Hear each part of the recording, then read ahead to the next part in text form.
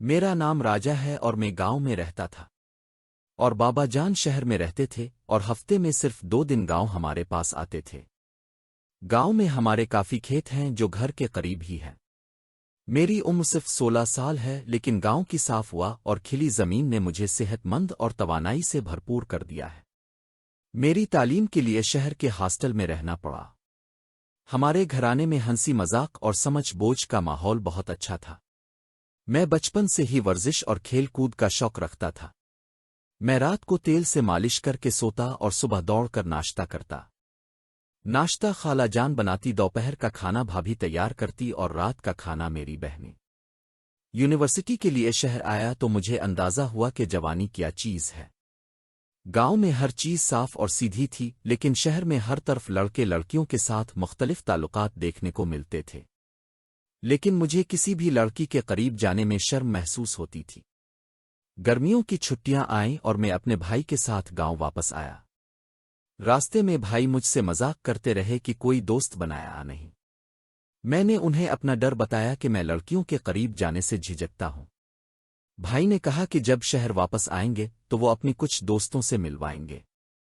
ایک رات قریب 2 بجے میری آنکھ کھلی اور میں پانی پینے کے لیے کچن کی طرف گیا۔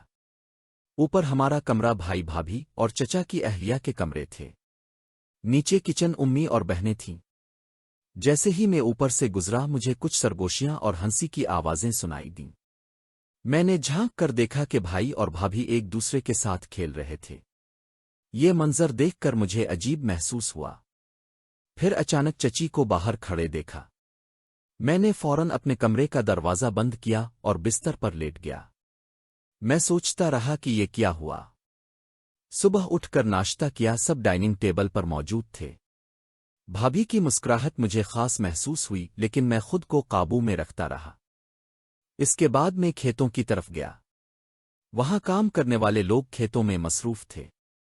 میں نے بھی محنت کی اور شام کو گھر واپس آیا۔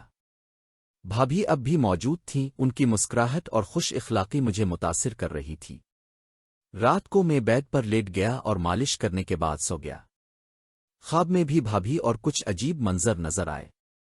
صبح اٹھ کر ناشتہ کیا اور باہر نکل گیا۔ شہر کے دوست وکر کے پاس گیا۔ وکر ہمارا بچپن کا دوست ہے اور اس کے گھر سب کو جانتا ہے۔ وکر کی بہن سنا بھی ہمیں دیکھ کر خوش ہوئی۔ ہم نے کافی دیر بعد کی پرانی یادیں تازہ کیں اور ہنسے۔ سنا اور وکر سے ملاقات کے بعد میں گاؤں واپس آیا اور کھیتوں میں کام جاری رکھا۔ شام کو سب گھر جمع ہوئے، کھانا کھایا اور آرام کیا۔ رات میں چچا کے ساتھ ناشتہ کر کے دوبارہ کھیتوں میں کام کیا۔ اس دوران میں نے یہ سمجھ لیا کہ بعض اوقات جوانی اور دلچسپ حالات کی وجہ سے دل میں جذبات آتے ہیں، لیکن انہیں قابو میں رکھنا اور محفوظ رویہ اختیار کرنا ضروری ہے۔